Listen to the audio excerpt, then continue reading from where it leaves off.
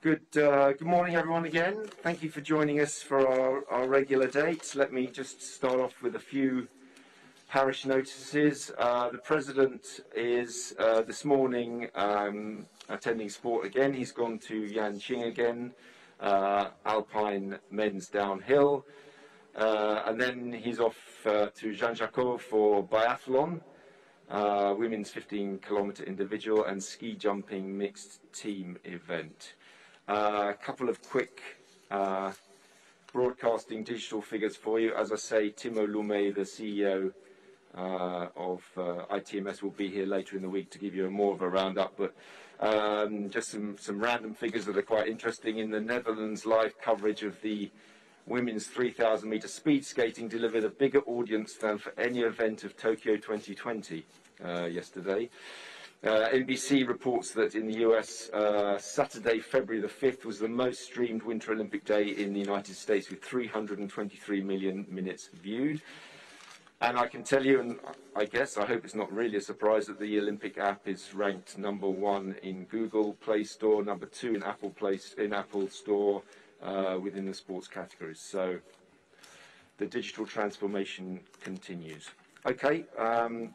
With that, let me just do some quick introductions. Obviously, I am joined by Kit McConnell, and we'll come to him later. He's the sports director, as you know, key to the success of these games. And then I will hand over to my counterpart, my colleague, Mr. Zhao, who can introduce his guest here and remotely. Mr. Zhao.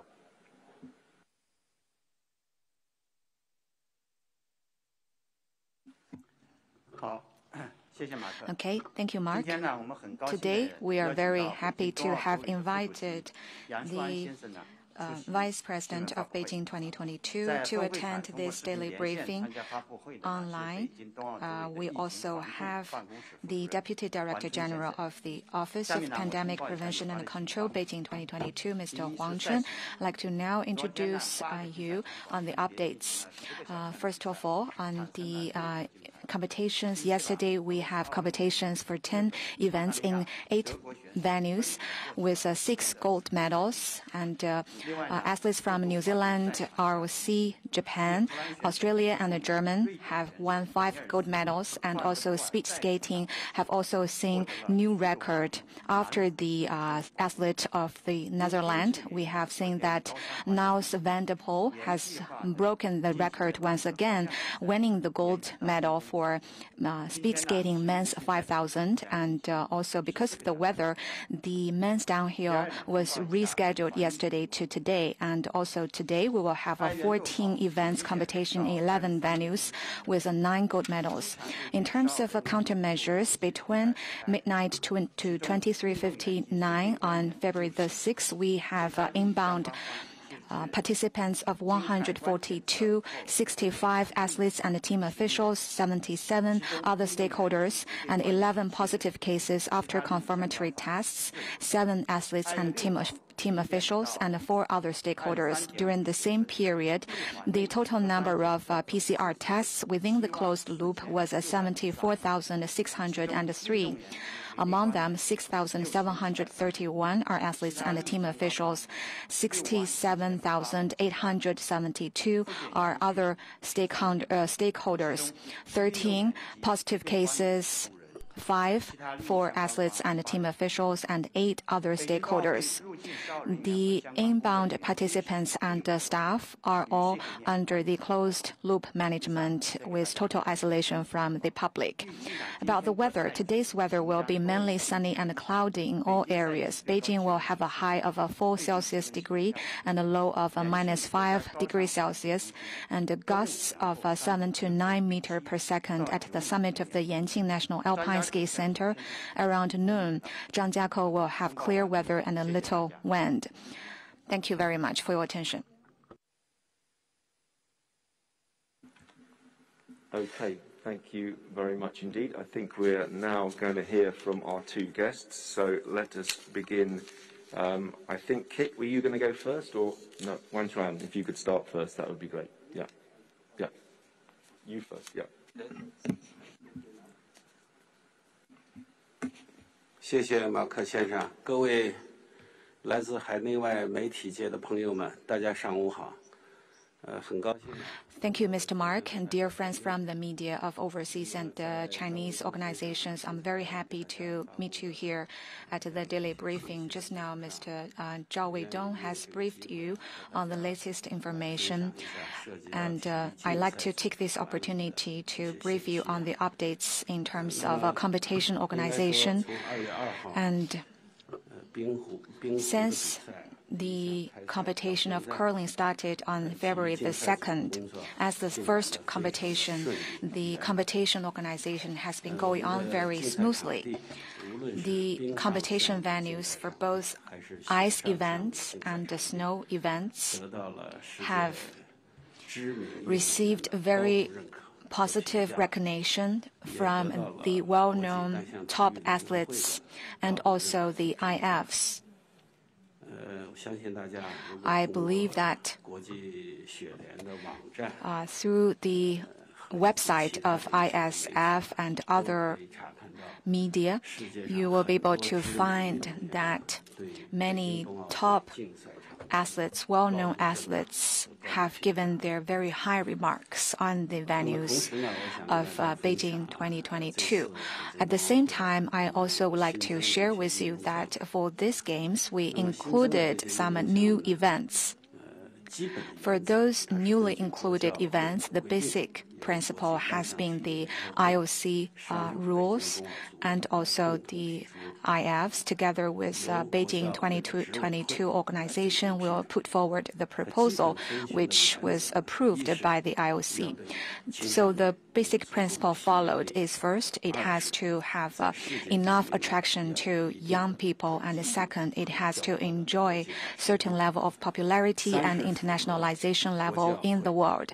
And thirdly, it is in line with the principle of the IOC in terms of the principle of reducing the games operation cost and the level of complexity and improving the participation of female athletes. So the IFs and Beijing 2022 since the second half of 2017 have made a lot of consultations and studies on the proposal of the programs. And after such consultation, we proposed it to the executive board of IOC for approval.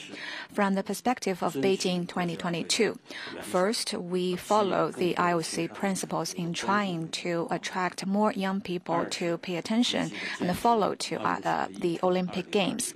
And second, to implement the Olympic Agenda 2020. And third, we strive to improve and enhance the participation level of female athletes. So for these games, the proportion of the female athletes is 45%, the highest of all winter games.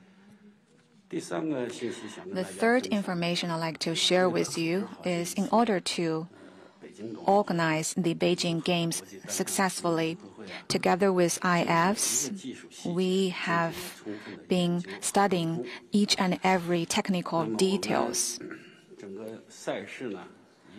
The whole games has 286 international technical officials for the organization of competitions of 7 sports, 15 disciplines, and 109 events. We also have 1,879 domestic technical officials. In particular, what is of special significance for us is that through the Beijing 2022 Games, a large number of domestic technical officials have gained a lot of experience. So it is a learning experience for them.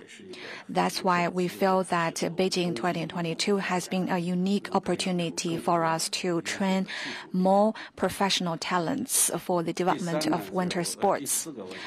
Fourthly, what I want to share with you is that for the time being, many excellent athletes have given especially high remarks for our ski course in Beijing, Yanqing for alpine ski, or for the venues in Zhangjiakou.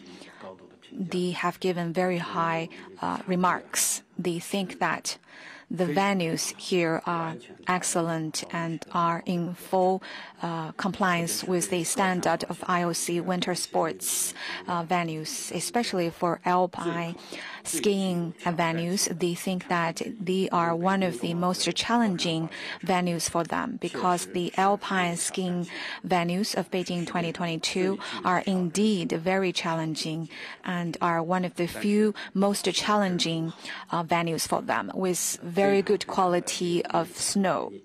So the athletes are quite happy with the conditions of those venues. And we're very happy about that. Also, so far, the Beijing 2022 Organizing Committee, together with the Sports Department of IOC and the 7 IFs, have kept very close communications. And the competition organization has been going on very smoothly. Thank you for your attention. Thank you very much indeed for that. Let's now pass over to Kit McConnell, Sports Director, for your comments. Kit. Thank you very much, Mark, and good morning, everyone. Good to see you all again. And let me also start by thanking Xuan and his team. We have calls every single morning at 7 a.m.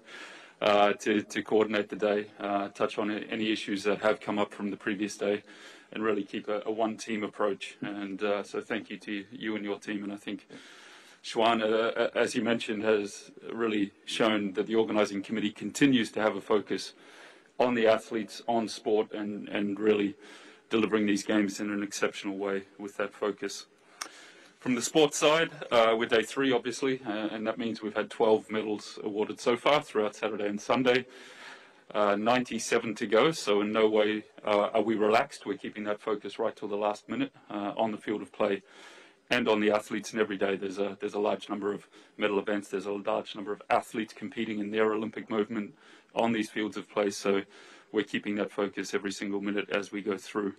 I think, as you've all seen and reflected on over the weekend, and Xuan touched on this, the venues are absolutely outstanding. We knew that going into the games from the test events. Equally, the operations around the field of play have really been excellent. So here, the feedback from the athletes themselves has been fantastic. And we've seen the performances already delivered on the field of play. Obviously, the Chinese gold medal on Saturday night in one of the new events. I think the mixed team relay in short track obviously galvanized the host country around their athletes. But equally, we've seen new countries, including New Zealand, with their first gold medal in yesterday. So this has really set a fantastic base moving forward. Of course, we continue to focus on those remaining events, those 97, and every competition session, which is so important to the athletes participating in those events. Really, this is about the teamwork between the organizing committee, the venue owners and operators, fundamentally the international federations for each of the 7 sports. And here we really need to thank them for their outstanding work. And all of this comes together to hopefully be in the background and just keep the focus on those athletes. Of course, like any event of this size, there are points that come up on a daily basis, and we focus on these as well. Anything to do from transport and training to meal provisions in venues, not only for the athletes, but everyone involved, the equipment technicians, everyone else. So these remain our focus as well, not just what happens on the field of play, which is clearly the key, but everything that happens around the field of play in all of those venue operations. And where there are points raised, as I say, the teamwork between Beijing and the IOC and the federations is really exceptional in trying to address those points as quickly as possible. While we talk about sport and the athletes, I'd just like to give a bit of a general update in terms of the wider sport perspective of these games. And I think, as you know, with the final entries for these games, we had 91 national Olympic committees. That remains the case. All of those NOCs that were entered at the deadline are participating on the field of play, including the new NOCs at these games, Haiti and the Kingdom of Saudi Arabia. Equally, we have 3 of those NOCs who have women at the Olympic Winter Games for the very first time, being Ecuador, Kosovo, and Malaysia.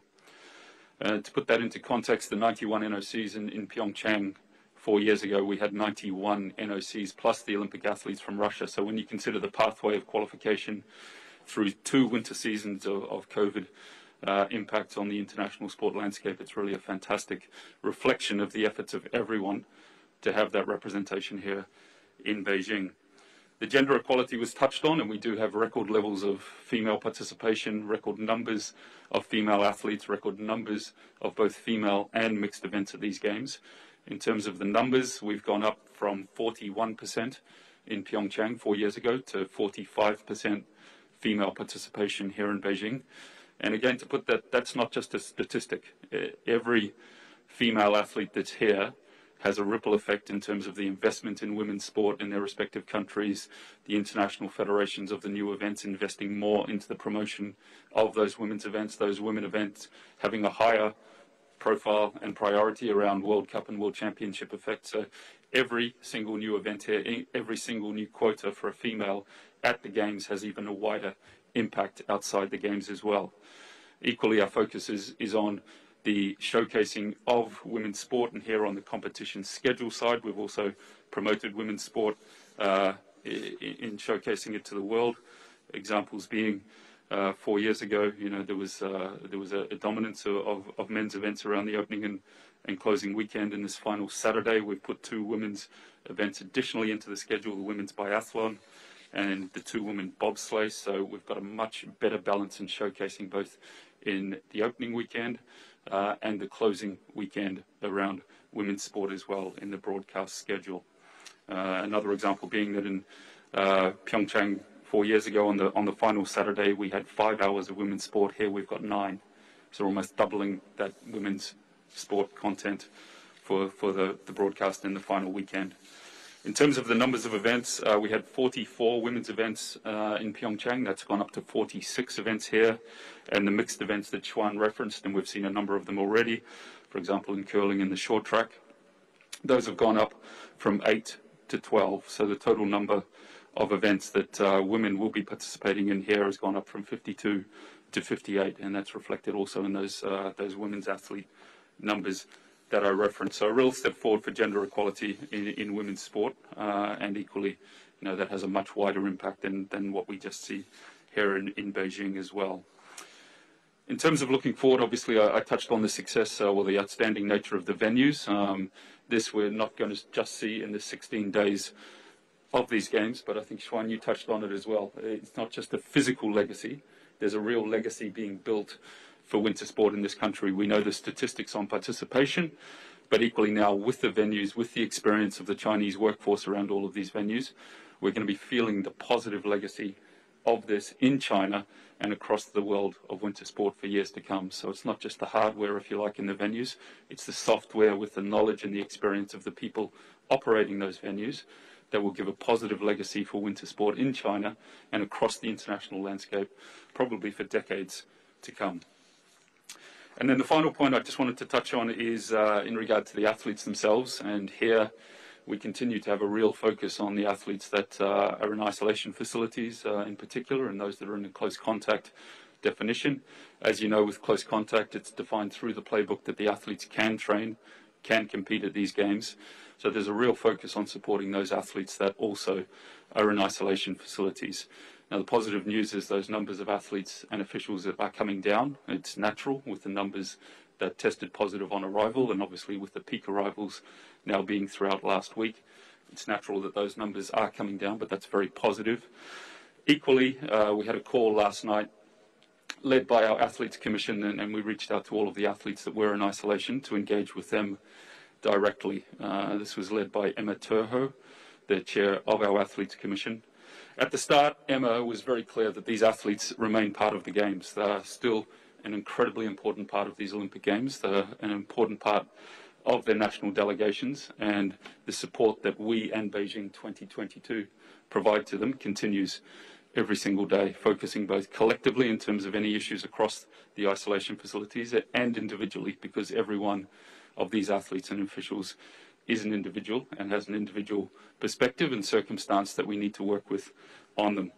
As I say, the call was initiated by the suggestion from our Athletes Commission to support what's already being done through the NOCs and through Beijing 2022. It was led by Emma and had a number of our Athletes Commission on it as well. Emma gave a very strong message at the start of empathy for these athletes, acknowledging, as I said, that they are a fundamental part of this games and are still part of their delegations, and increasingly as they come out of isolation, they're obviously always going to be part of that delegation. The key points that were raised were ones that have been raised previously from the athletes, things like internet, where we're working with Beijing on providing individual solutions based on the property, additional SIM cards, all of those things to ensure full access to the internet for these athletes. The meals, where there have been significant improvements, but there were some individual cases raised that already Beijing has addressed overnight.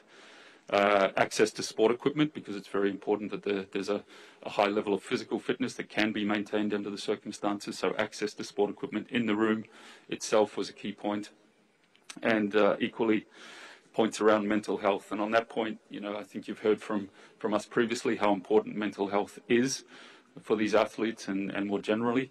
And there again, we were very clear about the access that every one of those athletes has to mental health support, both through their NOC, but also through the support services that the IOC has put in place across a number of languages, with direct access for any one of those individuals to all of the support programs that the IOC has put in place around mental health. And all of that information has been made individually available to every one of those athletes. So again, we're working both across the system and individually to address all of the feedback we get from those athletes, and there was a real message of direct engagement, direct support from our Athletes Commission to those athletes. And that call was joined by Madame Han from Beijing, so it was led by the Athletes Commission, but with the full support of the senior Beijing leadership on the call, listening to the athletes, addressing individual circumstances, and of course by the IOC as well. So that's where we are on the sport front, and again, really looking to support each of those athletes in isolation and equally continue the outstanding start to these games we've seen on the field of play, and I think is continuing right now across a number. Thank you. Thank you very much. Thank you very much, Kit. Okay, let's now go to questions and answers. Yeah, we'll start with the guy in the front here, and then I think there's an AP question after that. So yeah. Thank you. I'm from CMG.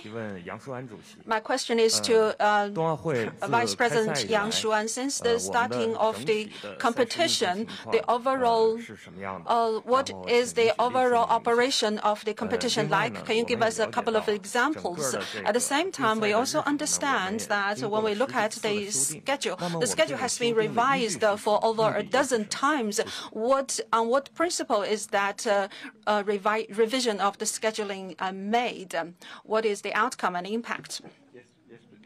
Yes, please. Sorry, yes, please. If you. Thank you,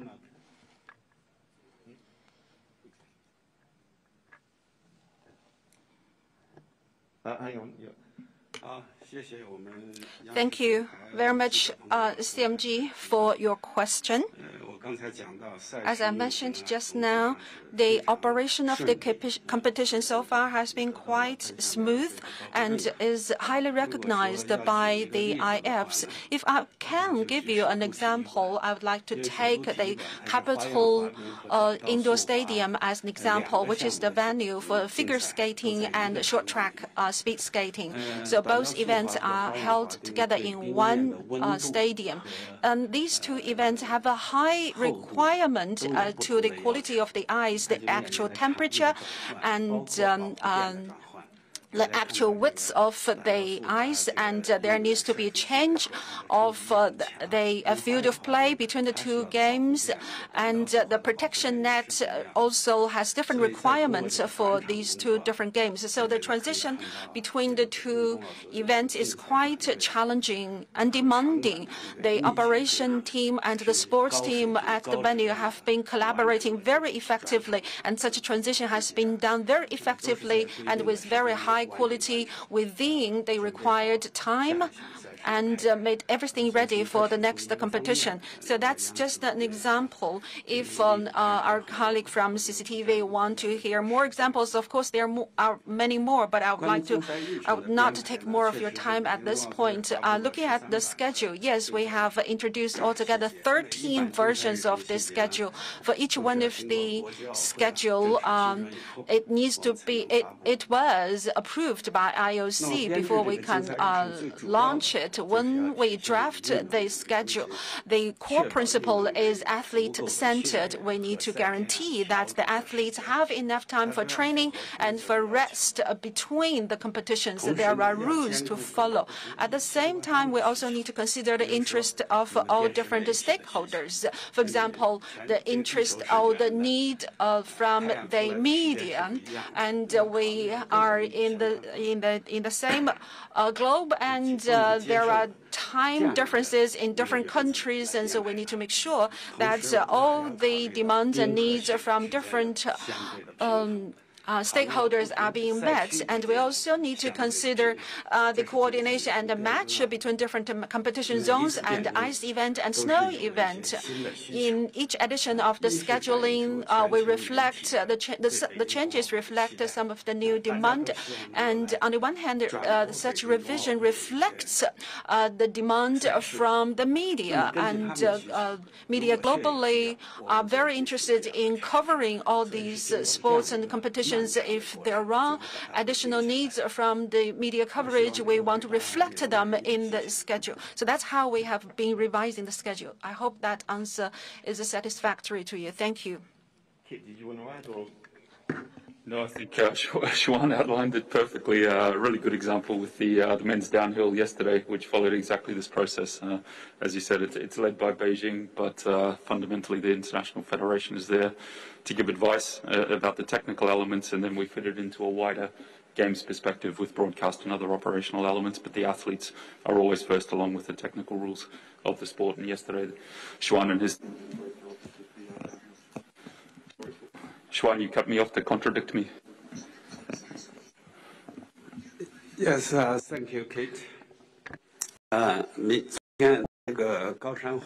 Yesterday, the men's downhill, we made some changes in the scheduling. First of all, skiing as a sport event itself is a challenge to the nature, including natural conditions like the wind. Secondly, on the other hand, I think human beings need to show our respect to nature. Thirdly, we need to try our best to protect the safety of the athletes. The rescheduling of the events yesterday was very much because of the very strong gust on the top of the mountain. The safety of the athletes might be under jeopardy if we still carry on the sports. So we were consulting OBS and IOC and IFs at that moment. So this is a comprehensive games. We have a commission on the rescheduling of the events. So we had a telecall and we come to an agreement so that the men's downhill was rescheduled and postponed to 12 o'clock today. Thank you very much. Let's go to AP now. I think wanted a question, and then we'll come to the lady down here, and then gentleman there. Yeah. Hi, Sarah DiLorenzo, AP. In the wake of Peng Shui's dinner with President Bach and her interview with L'Equipe, I'm wondering if the IOC believes that Peng was not assaulted, and do they feel she's speaking freely or under duress, and how are you determining if she's speaking freely or under duress? Thanks very much. I will obviously come to those questions just in a second, but let me, I think first, I know you've probably seen the statement, but some people haven't, so I'm just going to read our statement this morning. Also for our colleagues in television and radio as well, and then I'll come to your questions. So the IOC statement. The IOC president held a face-to-face meeting with Peng Shui as announced last November. He was joined by the former chair of the Athletes Commission and IOC member Kirsty Coventry. The meeting took place on Saturday over dinner at the Olympic Club in Beijing. Peng Shuai informed the President that she would attend several events at the Olympic Winter Games Beijing 2022 over the coming days. Later that evening, she and Kirsty Coventry attended the mixed curling match between China and Norway. During the dinner, the three spoke about their common experience as athletes at the Olympic Games, and Peng Shuai spoke of her disappointment at not being able to qualify for the Olympic Games Tokyo 2020. In this context, she also shared her intention to travel to Europe when the COVID-19 pandemic is over, and the IOC president invited her to Lausanne to visit the IOC and also the Olympic Museum to continue the conversation on their Olympic experiences. Peng Shuai accepted this invitation. Kirsty Coventry and Peng Shuai also agreed that they would remain in contact, and all three agreed that any further communication about the content of the meeting would be left to her discretion. The in-person meeting in Beijing followed a series of telephone conversations with Peng Shuai over the past few months, which started on the 21st of November with a call attended by the IOC President and the current chair of the IOC Athletes Commission, Emma Terho, who unfortunately could not take part in the meeting in Beijing. That's our statement from this morning. To answer your question, I don't think it's a judgment for the IOC to make. We are a sporting organisation, and our job is to remain in contact with her, and as we've explained in the past, to carry out personal, quiet diplomacy, to keep in touch with her as we've done, to meet her in person as we've done, and now invite her to Lausanne to see us. She had a long conversation with Kirsty Coventry yesterday, I think, at the curling, the day before. So we, as a sports organisation, are doing everything to ensure that she is happy, and I don't think it's up for us to be able to judge in one way, just as it's not for you to judge either in one way or another her position. Yes, lady there, and then we'll go. No, lady. Sorry, the lady here for. Okay. Yeah, go ahead, sir, and then we'll have the gentleman over there. We'll come back to you in a second. Sorry. Oh. Yes, sir. Thank you, Mark. I'm from Shandong Broadcast Television. My question is to President Yang Shuan. Several days ago, President Bach, during his visit here, said that to hold the Winter Games in Beijing will help to promote the development of the world's winter sports industry and expand its coverage. Just now, you introduced that the venues and the facilities have received very good recognition from the athletes and other stakeholders. So in terms of the sports equipment, what kind of role that sports equipment have played during these games, because it is very helpful for athletes to improve their performance. So the sports equipment that are produced in China, including the sportswear and also other sports equipment, what are the roles that they have played? Thank you. Okay, thank you for your question. From this friend from Shandong Media, I'd like to say first that the sports industry, as we say in China, is what we call a sunrising industry or sunrise industry. And it develops as the development of the economic development level and the improvement of people's livelihood when the demand on sport industry is also increasing. That is why we call it a sunrise industry. And the Beijing 2022 Games is games that we use a lot of technologies. Another thing that is, it is also a very internationalized event in terms of the venues and the level of facilities. But still, I think we have a long way to go. As a major developing country, we still need time to accumulate experiences and to further develop this industry.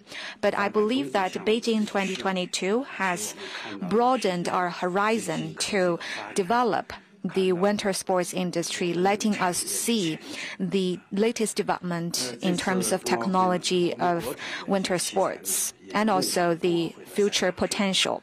For these games, we used some of the sports equipments and facilities that were made in China and have received quite good feedback. I still want to use the example of the Capital Indoor Stadium. For example, the padding is very important for protecting the safety of the athletes for short track, speed skating. And we used the padding that was produced in Hebei province in China, and the feedback was very positive. So I think we have seen the potential for developing this industry in China, but also we need to see what kind of improvement measures we need to take to make further improvements in China.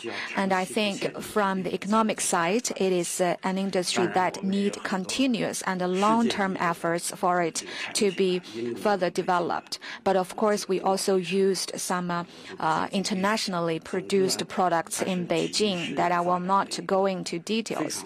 So in general, it is a very unique and good opportunity for the sports industry, especially the winter sports industry development. Thank you. I'm going to have the gentleman there, then the lady, and then I'm going to come over here for some questions. So, yeah. Yeah, hi. Jonathan Crane from Deutsche Welle. Just to follow up on the AP question, I know you've just said you don't want to judge if Peng Shuai is speaking freely. I just want to pick up on something that President Thomas Bach said in the press conference the other day, that he said the IOC would support an inquiry if Peng demanded that. So my question is, what conversations have there been with officials here in Beijing about a possible investigation?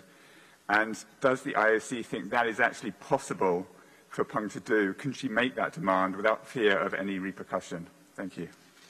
As I say, I'm not sure. I'm not sure we're able, as a sports organisation, to make that call.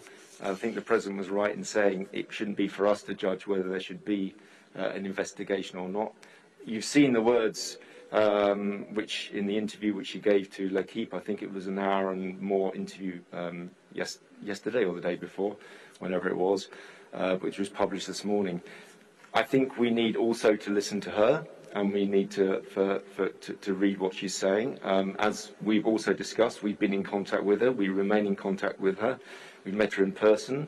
We've invited her to come to Europe, and we will meet her again.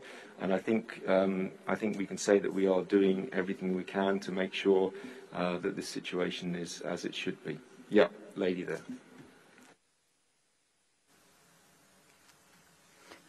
Thank you, Mark.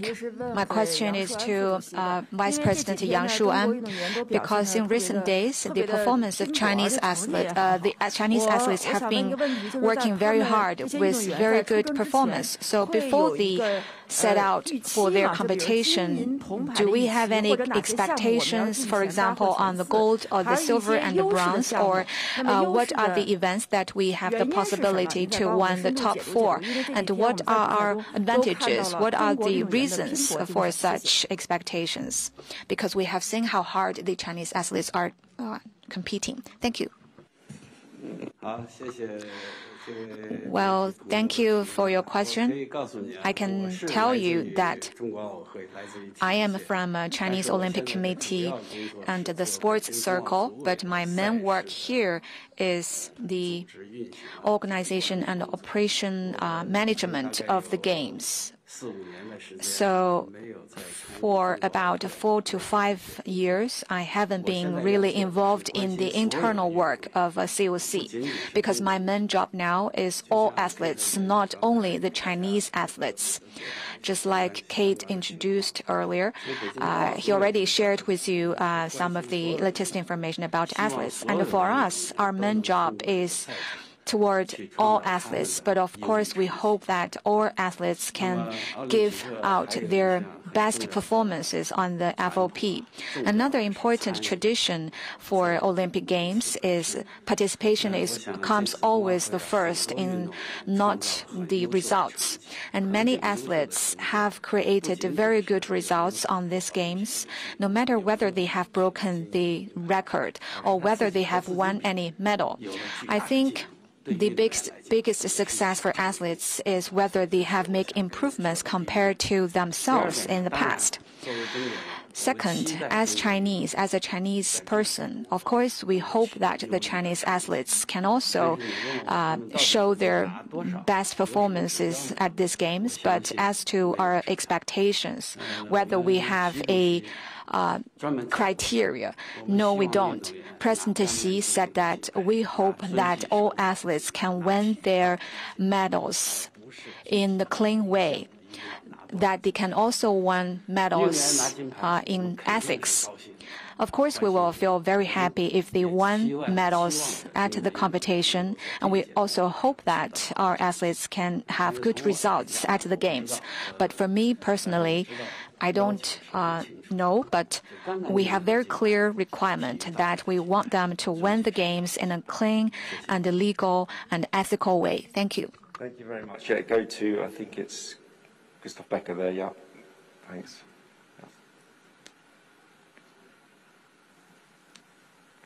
Good morning, Christoph Becker, Frankfurter Allgemeine Zeitung. I've got two questions, if I may. One to you, Kit, and the Chinese gentleman on the issue that you touched, the experiences by the athletes who are in isolation and who are describing clearly what they perceive as fairly dystopian experiences.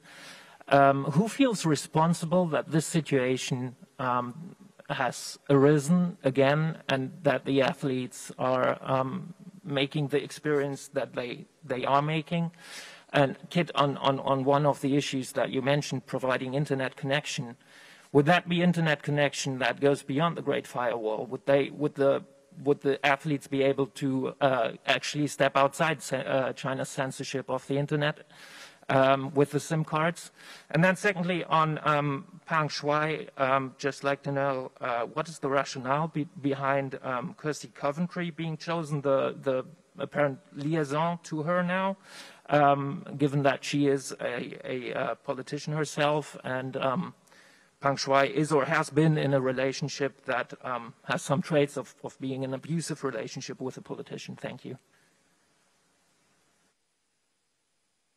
Kit, do you want to kick off? Sure. Kick off with that one.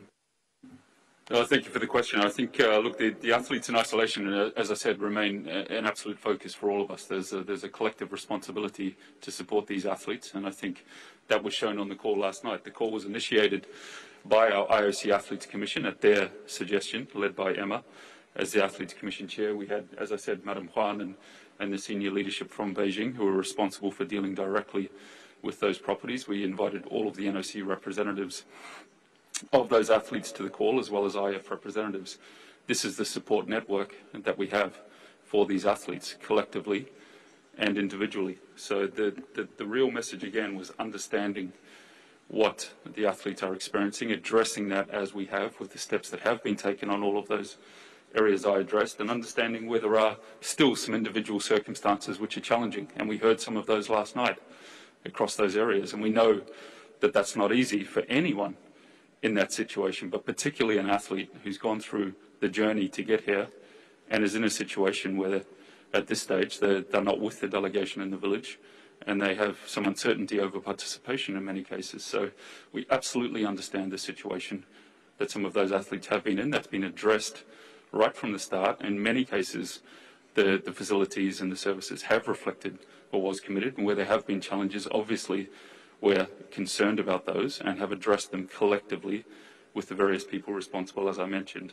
So that dialogue is happening, and I think the call last night really symbolised the collective focus on addressing any of those individual circumstances where those challenges still exist. In regard to the internet, I think Mark can answer that in terms of the wider point, but what we did discuss was providing them with the same internet access that everyone else at the Games has, so they feel connected to it. And maybe, Mark, you can answer the wider point on the internet. But again, our focus is really understanding any particular issues and addressing them as quickly as we can, and that's collective between Beijing, who's responsible for the dialogue with those hotels and properties, but also with the NOCs to understand the individual circumstances in each case and tell the athletes they can reach out to any of us at any time, and we will listen and we will act.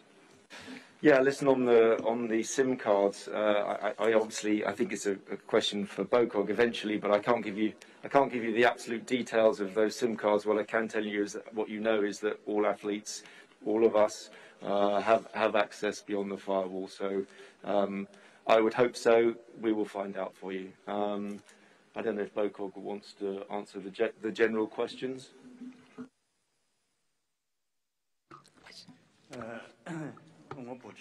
I'd like to add something. At the isolation facilities, we provide open internet to all the people who are in the isolation facility. Please rest assured on that. Yeah, and just to say, obviously, Emma couldn't take part in the face-to-face meetings, unfortunately, because she had been in isolation, so it wasn't possible. She will remain and obviously will come back into the relationship. And Kirsty obviously was chosen because she is the former chair of the Athletes Commission, the former elected chair of the Athletes Commission, so made perfect sense. I didn't really quite follow the other parallel you were trying to draw, but let's have, actually let's go to Reuters. And then we come over here. I think there's a question. Thank you, Mark. Carlos Groman from Reuters. Just a question for Bokog. Given that the meeting was with Peng Shuai took place at the Olympic Club and she had previously been at the curling event, were you aware of the meeting taking place yesterday? Thank you. Yeah, that's a question to you. I thank you so much for your questions. Actually, frankly speaking, from Bokog's side, we only focus on the games operation. We have no any kind of the connection with the. I was just about to say, sorry, but yes, to my understanding, they had no knowledge of it because obviously our interlocutor here has always been the Chinese Olympic Committee, and they did have knowledge of it. And help to arrange it, but we have never worked all the way through this process with Bokog. So, yeah, there was a lady there, yeah, and then we come to the inside the games after that. Hello, Xinhua News Agency. Question to Mr. McConnell. So there has been discussions on the artificial snow at the competition venues, whether it's good or bad for the athletes. So what do you think of the overall quality of snow, and did you receive any feedbacks from the athletes? Thank you. Well, thank you. I think, first of all, the feedback, as I mentioned earlier, has been really outstanding from the athletes. This came through the training period and then through the first days of competition, and this is the feedback from the athletes through the federations is really the key to making sure they have those fields of play to compete on. In regard to the snow, I think there's been a lot of discussion recently and probably a greater understanding about the way that the snow is produced across the world of winter sport now. And so I think most of the questions there have been answered. But again, the focus is on doing this in a sustainable way, but also ensuring that the athletes have an outstanding field of play for them to compete at the Olympic level on. So I think most of the detailed questions there have been answered previously. Okay, let's go to inside the games. I'm going to come across here again in a minute. Yeah. Hi, it's Jeff Barkley, Inside the Games. Yeah, how many athletes are in isolation or close contacts? And my other question is about the situation with the Polish short track speed skater. She tested positive, then was released from isolation, then tested positive again. And obviously she missed her competition. How are we getting such fluctuating cases? Because obviously there was a situation with the Australian curlers as well. How is this happening? On the figures, I think if you're okay, I mean, we can get you an answer, but if you're okay, we have Brian McCluskey here tomorrow, who's the chair of the medical experts panel. Probably can give you the full rundown, but if you have specific questions, we can also furnish you with those. On the other two specific questions about the Polish skater and the Australian athlete, over to you, Kit. Yeah, thank you, Mark, and thanks for the question. Firstly, in the case of Natalia Malešeska, the Polish short track skater, I mean, firstly, it's great. I think she was training yesterday, and of course, our thoughts are with her and anyone that is in that situation of missing an event, as she did with the first event that she was due to compete in, I think, on day one. Equally, the system is there to protect both the individual safety and health and the wider And that's why all of these rules regarding testing are in place. And I think the system has been shown to be incredibly strong, both in the build-up to and the first days of competition. But of course, in any individual circumstances, our thoughts are with her or any athlete who, as a result of the testing program, has had to miss a competition. So really positive to see her back on the ice, and I understand she's got a second opportunity for an event in a couple of days' time as well. And as Mark said, in regard to the interpretation of results and the implementation of that process, Dr. Brian McCloskey, the chair of the medical expert panel, who is in charge of reviewing those individual cases and providing recommendations, is here tomorrow to talk through that process. And I think you touched on the Australian curler as well in the mixed doubles, and again, very positive to see that ultimately she was on the ice as well yesterday, and I think had two great results. And Brian can talk through the interpretation and the process around that. But again, we're trying to put the athletes first in every case, and there it was great to see her on the ice competing and finishing her competition in a really strong way yesterday. Thank you very much, Kit. Yep, lady here, and then at the back there, yep.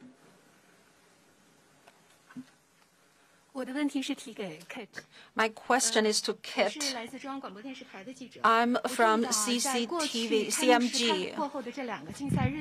During the past two competition days after the opening ceremony at the short track of 500 men and at the qualifications, so at the speed skating at 3,000 women's a 20-year Olympic record was broken, 5,000 men's, so gold and silver medals. So a lot of the Olympic records were broken during only the first 2 days. Is this because of the improvement of the performance, or is it relative, or is it related to the level of the venue in China? Do you think such a trend will continue in the coming days of competition? Thank you.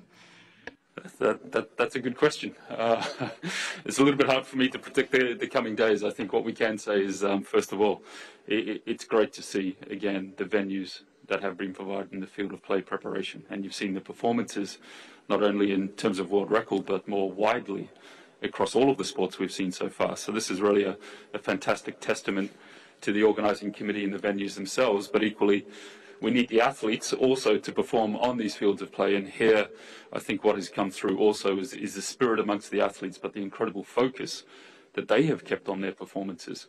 And we've seen that come through in the first 2 days of competition, despite all of the journey over the recent years through qualification, with the changes in the event landscape, with in some cases uncertainty over international travel and everything else. To see these performances really a testimony to those athletes and the focus they've kept, the preparation they've had, and equally I hope the system they feel part of here to allow them to focus on the competition and deliver those performances. So really congratulations to every single one of those athletes for those performances, and I think it's really a testament to them individually, but also the real focus of these games now on the field of play and the sport while dealing with those issues that have been raised. Yeah, the gentleman there. Yeah, please. Hi, my name is Marcus Moore. I'm with ABC News out of the United States. Thank you for taking my question. I just have a couple of quick follow-ups on the IOC President's meeting with Peng Shuai. First, why was the meeting not disclosed over the weekend? And also, will Mr. Bach be, during the games, addressing his meeting with Peng Shuai? Thank you. I think both of those, hopefully, or the second one particularly, are dealt with in the statement. Which is, I think, they've all agreed that what they want to say is there in the statement, so he won't be addressing it beyond what we've discussed already. You're free to ask him questions, and I'm sure he will possibly say more, but I think we're going to stick to the statement. Why was it not released earlier? We released it when we thought it was the right time. I mean, obviously, we are not doing this for the media cycle. We are doing it because we want to keep people informed, and we're doing it because we want to support her. We're not doing it because we want to hit a certain moment and release it at a certain time. We released the statement this morning because we had the statement ready. It's as simple as that. Yeah, gentleman there in white. Hello, thank you for taking my question. I'm with China Global Television Network. I have a question to both Mr. Yang and Mr. McCornell. So I want to have both of you comment on the Olympics impact to the host nation, given that by the fact that for Team China, this is their first time ever to participate in the Olympics in all sports. Thank you.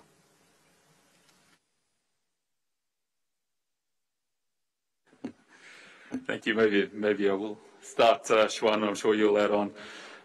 Firstly, I think it's a record size of the Chinese team in an Olympic Winter Games. And if we come back to the gender equality, I think when we look at the numbers we saw this morning that there were 174 athletes registered in the Chinese team, and almost an exact gender equality between those numbers, which is great in terms of both the representation across all sports, as you noted, and I think it's about 100 events that they're actually entered into, as well as the gender equality. Now, this has a number of impacts. Obviously, like all of us, we probably remember the first time we saw athletes from our country participating in an Olympic Games. We probably have very clear mental images about those TV images that we were probably seeing, and this will be the same for young people throughout China now. I mean, we've talked a lot, and there's been incredible success in the 300 million Chinese being involved in winter sport.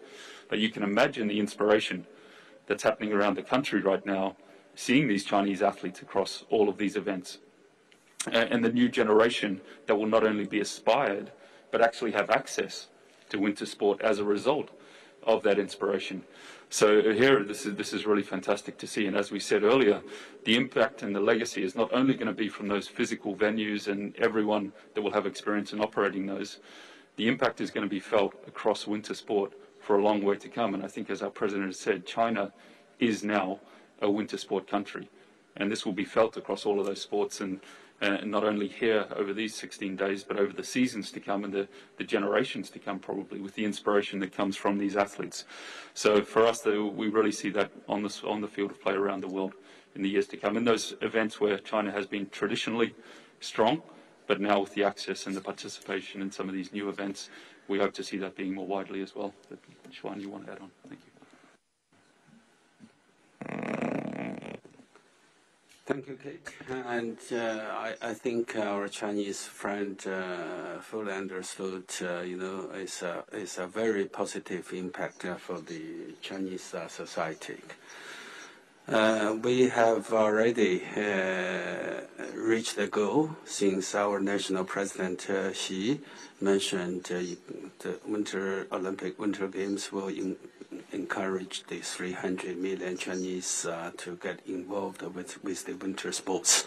So according to our statistics, we already have the 346 million Chinese get involved. It's a huge number. It's a huge achievement. And the other side, for winter sports facilities, before we bid for the Olympic Winter Games here in Beijing, frankly speaking, we have only a few winter sports facilities for the local residents.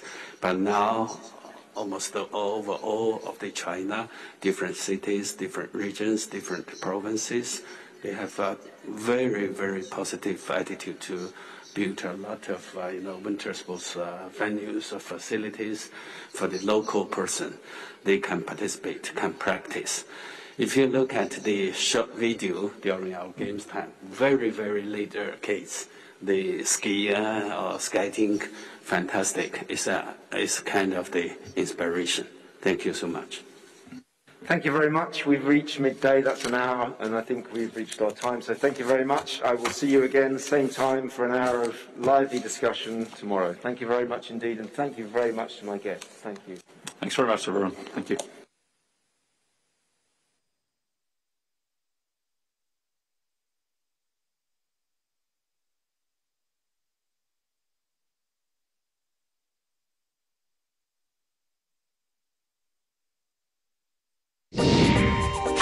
中天乘风破浪，多频道、多通路，分众布局，比52台接触到更多、更广的观众。整个中天 YouTube 家族频道订阅数突破了1100万，其中新闻类订阅数超过870万，领先其他新闻类有评家族。中天家族脸书粉丝专页追踪数破500万，其中新闻类追踪数超过了350万人。中天正努力将触角延伸往更多社交媒体平台，包括 IG、Line、WhatsApp。中天的自有平台快点 TV 网站和 APP 也能看中天。若想在 OTT 上看中天，在4G 线上、Play TV、Hami Video 上都看得到。第三方平台 Yahoo News、Google 新闻、新浪微博、今日头条上看中天更方便。还有，您可以在 Podcast 上头听中天，中天无所不在。转型到网络之后的中天仍然专注做好新闻内容，获得广大网友肯定。有中天，有真相，重大事件看中天。